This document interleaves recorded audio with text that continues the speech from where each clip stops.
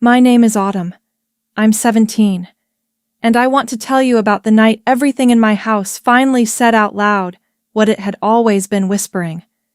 But first, you need to understand what normal looked like. Normal was waking up at 6 to the sound of my brother Derek's alarm blasting through the wall we shared. Normal was coming downstairs to find my mom already at the kitchen table with her coffee and her notebook full of Derek's practice schedules, tryout dates, coach contact numbers. Normal was my dad's car in the driveway when I left for school and gone by the time I got back, because he drove 40 minutes each way to watch Derek's afternoon training sessions at the facility across town. Normal was invisible. I don't say that looking for sympathy. That's just the architecture of my family. Derek was 17 when he started getting scouted. He's 19 now. My parents built their entire world around the possibility of him, and when you live inside that kind of gravity, you either become part of the orbit or you learn to exist somewhere outside it. I learned to exist outside it. Photography was the thing I found when I was 14, and my English teacher let us borrow the school's old Canon for a weekend project. I shot everything. The cracked sidewalk outside the library, my neighbor's dog sleeping in a square of afternoon sunlight, the way the fog sat in the valley behind our neighborhood on Sunday mornings. My teacher said I had a good eye. I didn't know what that meant yet. I just knew that looking through a viewfinder made the world feel like something I could hold still long enough to understand. I wanted my own camera, not the school's ancient loaner that everyone handled with chapped, careless fingers. Mine. So, I cleaned houses. 4 months, every Saturday, and some Sundays. Mrs. Patterson on Elm, and the Kowalskis 2 blocks down, and the Rodriguezes with their 3 labs who shed on every surface. I vacuumed and scrubbed and organized and smiled and pocketed the money in a box I kept in the back of my closet under a stack of old yearbooks. I did the math every week. I was 2 months out from the camera I'd circled in the catalog, a Sony mirrorless, used from a photography shop downtown that let you put things on hold. And then, one afternoon in March, I came home from Mrs. Patterson's, and the camera was gone. Not gone. I found it in the backyard, in pieces. Derek had borrowed it. That was the word my mother used, borrowed, to try to film himself pitching for some video he wanted to send to a recruiter. He'd dropped it, or it slipped, or something. The story changed a little every time one of them told it, which should have told me everything. I stood in the backyard holding the broken lens cap and the cracked screen, and I didn't scream. I didn't cry, not then. I just felt this strange, cold feeling moving through me like water filling a room. My parents' response was 4 words. Things can be replaced, honey. No. Hey, Derek, you owe her that money. No. Hey, Derek, you don't take things without asking. No consequences. No acknowledgement of the 4 months of other people's bathrooms that had gone into that box in my closet. Derek didn't apologize. Not directly. He said, "I'll get you a new one, the way you say something you don't plan on doing." And then he went upstairs, and that was that. I went back to the Kowalskis the next Saturday. I went back to Mrs. Patterson. I started the box over. I didn't tell anyone. That's the thing about being invisible. You learn to solve your own problems quietly because making noise only highlights how little room there is for you. The night everything broke was a Wednesday in October. Derek had driven 3 hours to a regional tryout and came back empty. Not signed, not selected, not even called back for a second look. He walked through the front door with this energy around him, the kind that makes the air feel different, like a weather change before a storm.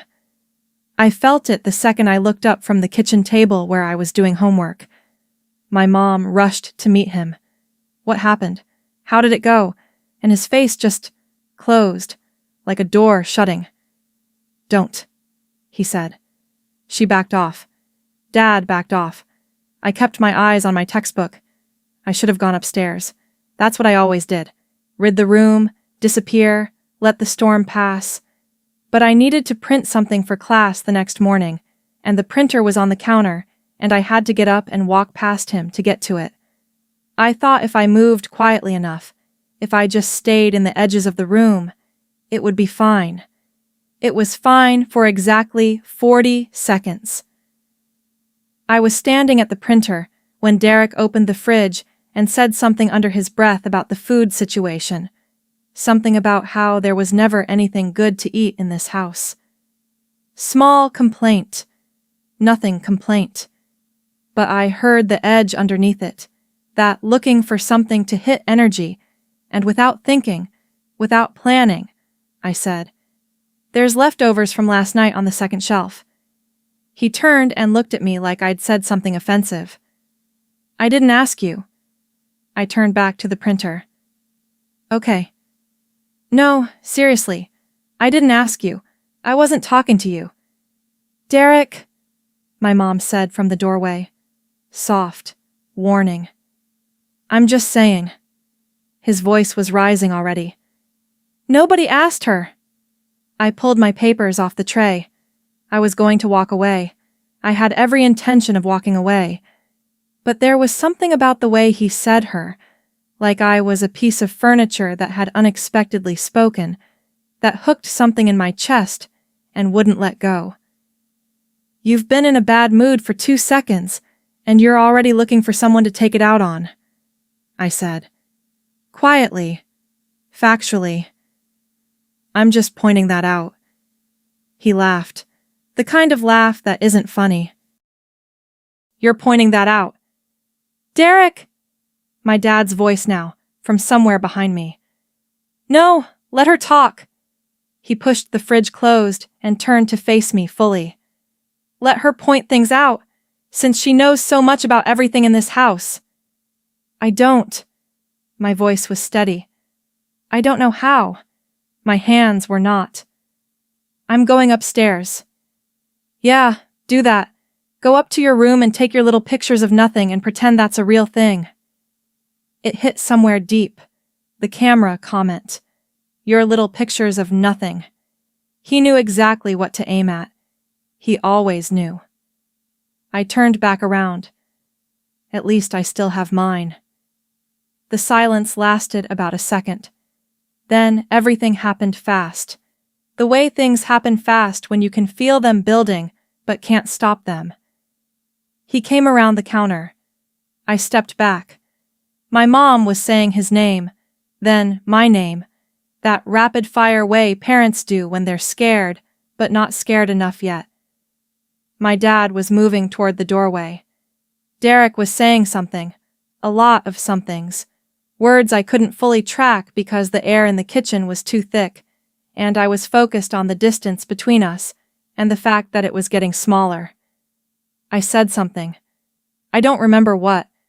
A defense, a deflection, some last attempt to put a wall between me and whatever was coming. He shoved me. Both hands. Center of my chest. Hard. I went back and to the left, and my head caught the corner of the cabinet. That solid oak cabinet my parents bought when they remodeled the kitchen the year Derek got his first serious offer. I remember the sound before I remember the pain. A dull, terrible sound. And then I was on the floor, and the room was tilting, and there was something warm above my ear, and my mother was screaming. Pain is loud. I want you to know that. It isn't quiet. It isn't dark. It's a sound, a high, specific frequency that runs through everything. There was an ambulance. There was a waiting room. There was a doctor's voice, clipped and professional, asking me questions about what day it was, what my name was, whether I could track a light with my eyes. I could answer all of them, but it took enormous effort, like lifting something too heavy. The fluorescent light above the exam bed buzzed at the exact pitch of my headache. Somewhere down the hall, a machine beeped in a steady, indifferent rhythm. I stared at a water stain on the ceiling tile and counted the edges of it to stay focused. 4 stitches. Concussion. 24 hours of observation. The nurse who cleaned the wound was young, maybe 25, with dark braids pulled back and a name tag I couldn't read without turning my head too fast. She worked carefully, quietly. At one point she glanced at me, not the way medical people usually do, checking for symptoms, but the other way. The way that means I'm looking at you, not the injury. She didn't say anything, but she was gentle in a specific way that told me she understood something she hadn't been told. I wanted to say something to her. I don't know what. Thank you, maybe. Or, did you notice anything? Or just, someone else can see this, right? I didn't. She finished and left, and I was alone on the narrow bed with the curtain half pulled around me. My mom was in the hallway talking to the attending physician. I know because I could hear her. The curtain was thin. She was upset, she was saying. Her voice was so smooth, so composed, measured in a way it hadn't been in the kitchen 30 minutes earlier. They were arguing and she stepped back too quickly and lost her balance. Hit her head on the cabinet. It was an accident. Silence. My son tried to catch her, she added. I lay on the bed with the blood still drying above my ear, and I listened to my mother build a house out of words. Brick by brick. Lost her balance. Hit her head. Tried to catch her. A whole architecture of not what happened. And the thing that got me, the thing that cut deeper than the stitches, was how easy it sounded. Not rehearsed, exactly. More like a story she'd been carrying around for a while, waiting for the occasion to tell it. Like she'd known something like this was coming, and she'd already decided, long before it happened, what she would say.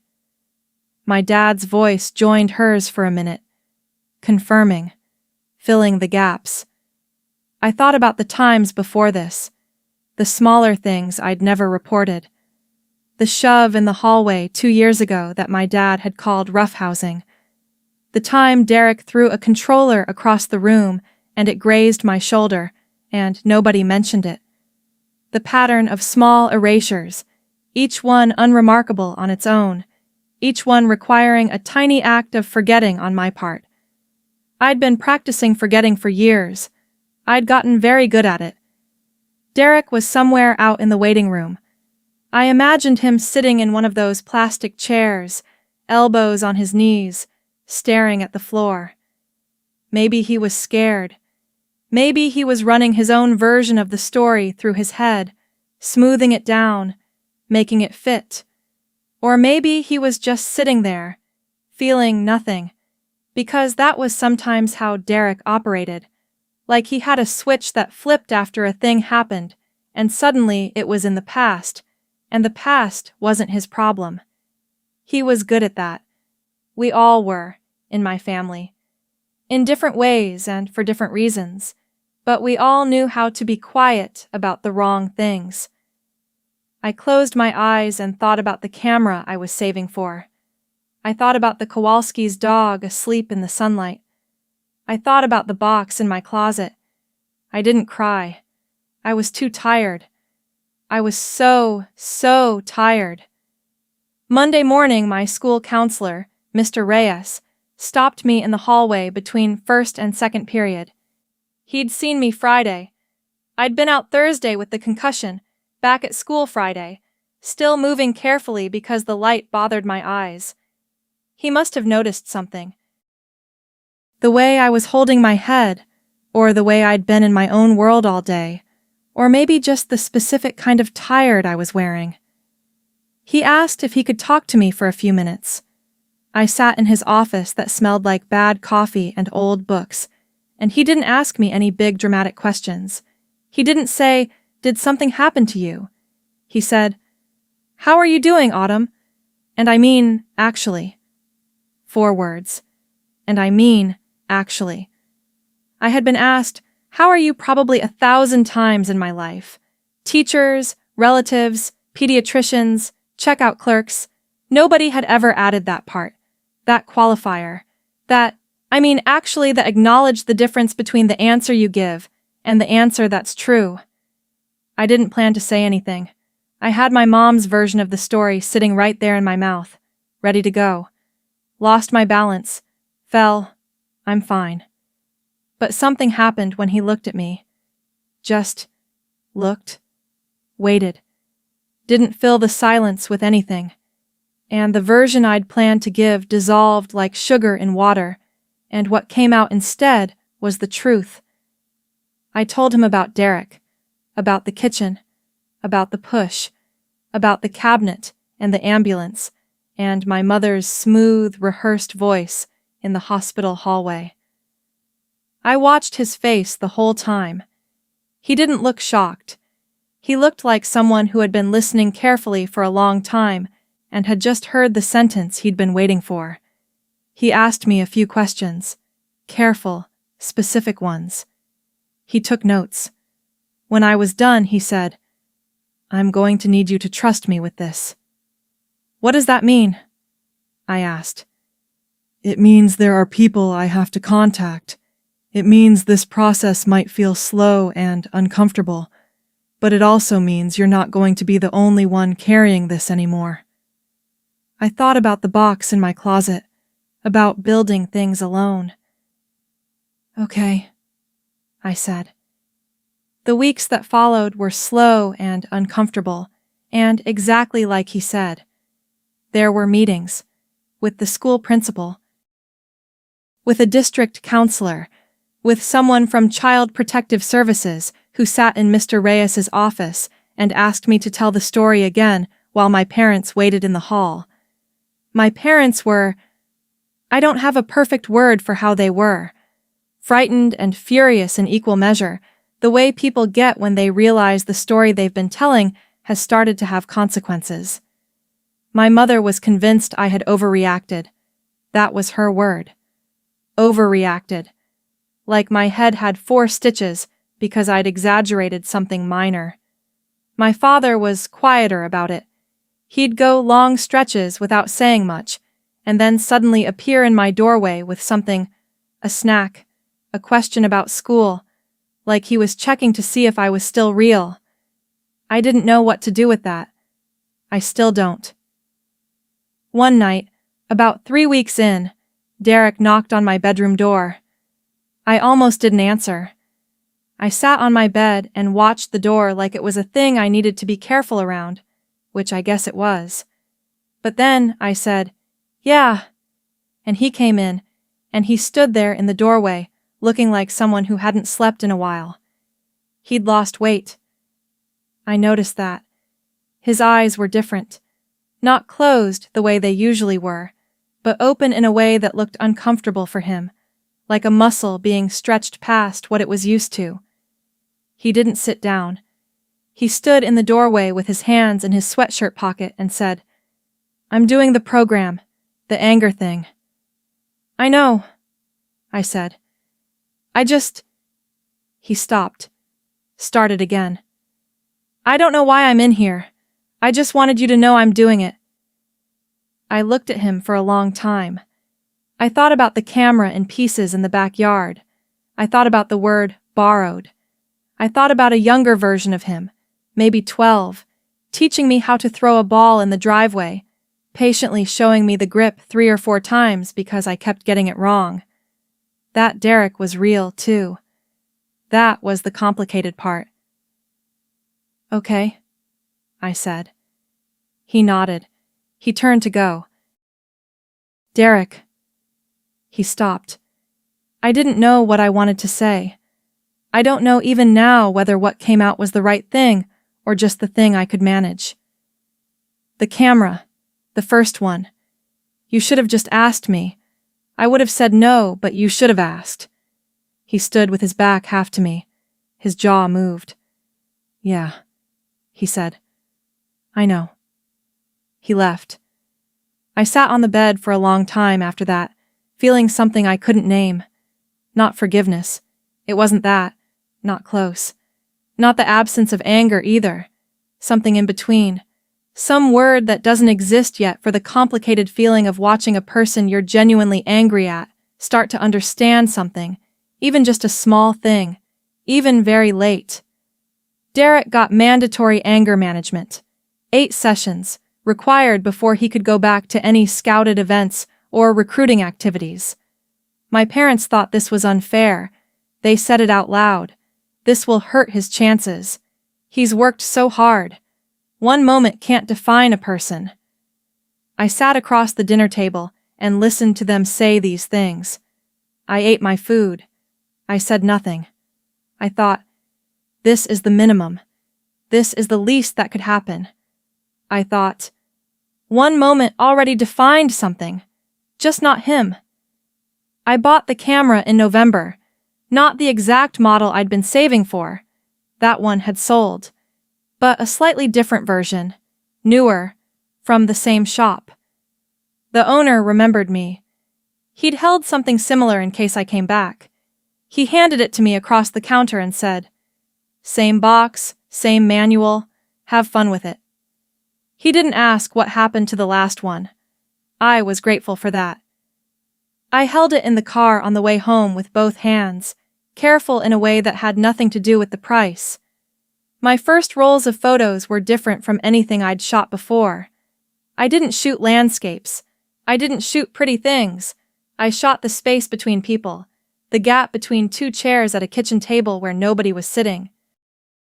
My mother's hands on a coffee cup, the cup too large and both hands too tight. A window with the curtain pulled almost all the way across, but not quite. That sliver of outside visible through the edge. A closed door at the end of a hallway with the light off and no shadow under it. I shot the things that were there, but not said. The architecture of silence. The school darkroom was open Tuesdays and Thursdays after the last bell. I started staying late, developing prints, watching images surface in the chemical tray the way they do. Slowly, shapes emerging from nowhere, gray becoming form, becoming fact. There was something about that process that matched what I was feeling. Like things that had always been there were finally becoming visible. Like I was developing something that had been exposed for a long time. A girl named Priya, who used the darkroom on Thursdays, saw some of my prints hanging on the drawing line.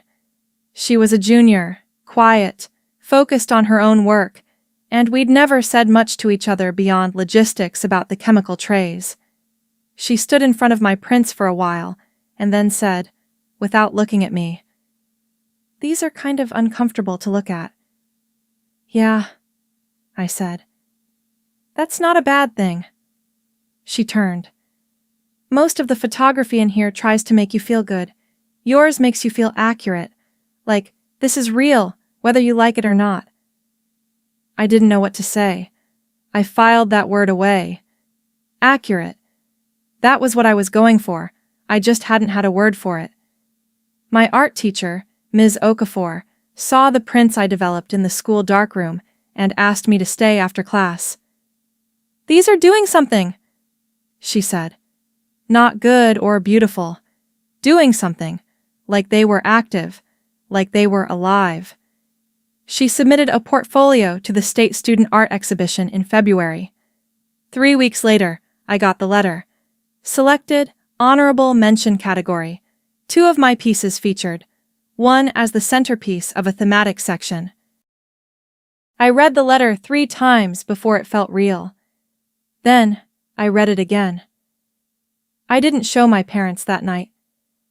I sat in my room with the letter on my desk and the camera on the shelf, and I just let it be mine for a little while before it became something to be explained or contextualized or made to fit into the version of events everyone else was still negotiating. The exhibition was held on a Saturday afternoon in a gallery space downtown. High ceilings, white walls, the smell of fresh paint, and the kind of careful quiet that means people are looking at things seriously. My entire family came. That surprised me.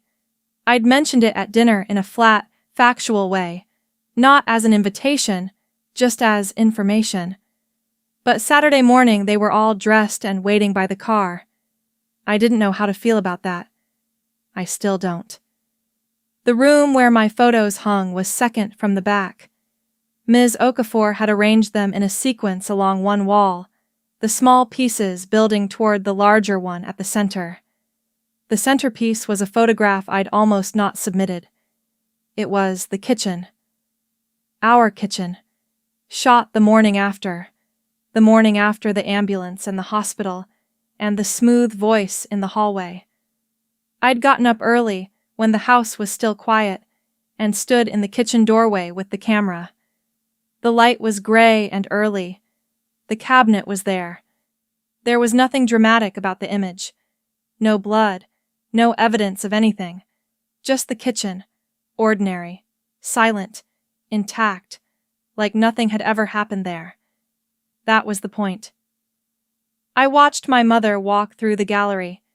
She looked at the smaller pieces first, the chairs, the hands, the curtain, with that polite, neutral expression people wear at art shows when they're trying to look like they understand what they're seeing. Then she turned the corner and saw the kitchen. I was standing near the back of the room. I saw the exact moment she recognized it. It wasn't dramatic. No sharp intake of breath, no visible reaction. Just a stillness that moved through her differently than the stillness of looking at abstract things. She stood there a long time. I didn't go to her. I didn't have anything to say that the photograph hadn't already said. That was the whole point of the photograph. After a while, she turned and found me across the room. We looked at each other. She didn't say anything. I didn't need her to. What I saw in her face was something I'd been waiting for without knowing it. Not an apology, not an explanation, nothing that neat. Just recognition. The moment when someone who has been telling a story realizes that someone else has been documenting the real one. I think about silence a lot, the different kinds of it. There's the silence you choose, the quiet of looking through a viewfinder and holding the world still for a fraction of a second. That's a good silence. That's a silence that contains something, and there's the silence that gets chosen for you, the one where the story gets told around you and above you, and all you can do is lie there and listen. The one that says, your version doesn't count here. I was invisible for a long time, and I thought invisibility was a kind of strength. Look how self-sufficient I am. Look how little space I need. Look how I don't ask for anything. But it wasn't strength. It was adaptation. I'd learned to take up less space because space kept getting taken. The camera changed that. Not because it made me visible, not in the way my brother was visible, with his name in programs and his stats on websites and the whole family's calendar organized around his schedule, but because it gave me a way to say I was here, and this is what I saw in a language that couldn't be interrupted. You can smooth over a story in a hospital hallway. You can call a push a stumble and a stumble a fall. You can build the whole architecture of not what happened, and it can stand for a while, especially when no one pushes against the walls. But a photograph is a different kind of witness. It doesn't have feelings that can be managed. It doesn't need to be kept calm or convinced that it's overreacting. It just is. It just shows. My brother is still in anger management. My parents are still my parents. Complicated, flawed, loving in the ways that don't always look like love. We're all still in the same house, still navigating the strange new geography of what came after. It isn't resolved, not in the clean way. It probably won't be for a long time. But I have the camera, and the camera has me, and every image I make is a sentence in a story I'm writing for myself now, not the one my family builds around me, not the one that smooths over the hard parts, not the one where I fell, the one where I saw everything, and held it still, and would not let it be unseen. If you're reading this from wherever you are, I want you to know something. Silence isn't the same as peace. Sometimes it's just what happens when no one has given you a language yet. Find your language. It doesn't have to be loud. It just has to be yours. And once you find it, don't give it back.